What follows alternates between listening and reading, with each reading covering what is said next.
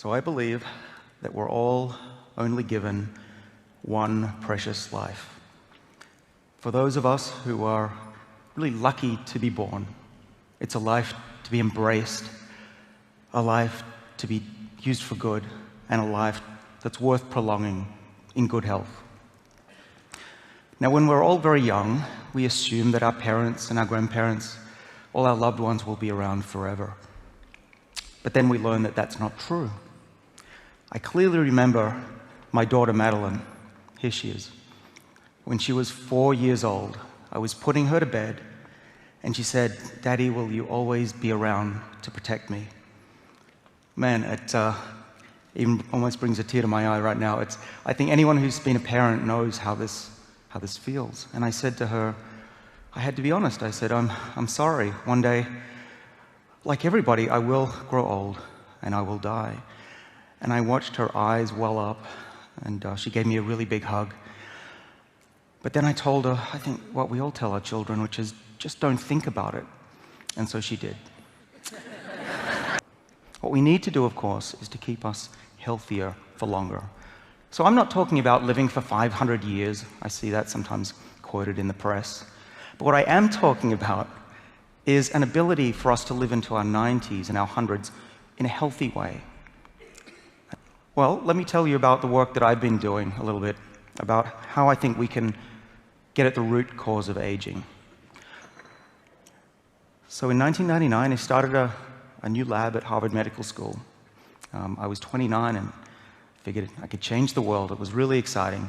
We soon discovered that there are 7 of these longevity genes in our bodies. We call these the sirtuins. So the sirtuins have risen to scientific prominence. There's thousands of papers on these now. And what we've learned is that they seem to protect our body against diseases of aging. So for example, if you put extra copies of these genes into yeast and little nematode worms and flies and mice, they do a lot better. In fact, in most cases, they live longer in a healthy state.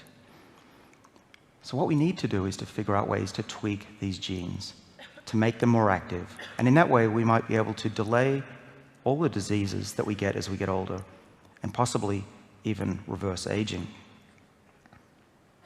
So let me explain what the sirtuins do in our body. And I've been very fortunate that the TEDx people have helped me make some videos here. There's a new idea about aging, and that is that as we get older, genes are switched on and off in the wrong way. So when we're young, there's a beautiful symphony playing, but as we get older, the instruments, the orchestra starts to play willy-nilly and screw things up. So if we zoom into the cell, you'll see a chromosome, and if we stretch out the chromosome, that's the DNA, all twirled up there in gray. The pink blobs are proteins called histones that the DNA is packaged in. Red means the gene is off. The problem during aging is that chemicals come in and stick to the histones and turn the genes on. So that's what the green lights mean. This gene that should be off in the brain of my grandmother is now coming on, and that's a terrible thing. And if this gene happened to be a gene that told the liver to be a liver cell, and now it's on in the brain, you can imagine the problem. And that's what we think may be a large part of what happens during aging. This leads to a really important possibility. We used to think that mutations, these irreversible changes to our DNA, are what cause aging. But in fact, if it's this what we call an epigenetic change, that's reversible. So let me show you how we can reverse it. So these sirtuins, they actually make proteins that I'm going to show a cartoon of. It's going to look like a Pac-Man. And what the sirtuin proteins do in our body is that they clip off these chemical groups, see? And now the gene that was on in the old person, green, goes off again. And that's what the sirtuins are doing in our bodies right now.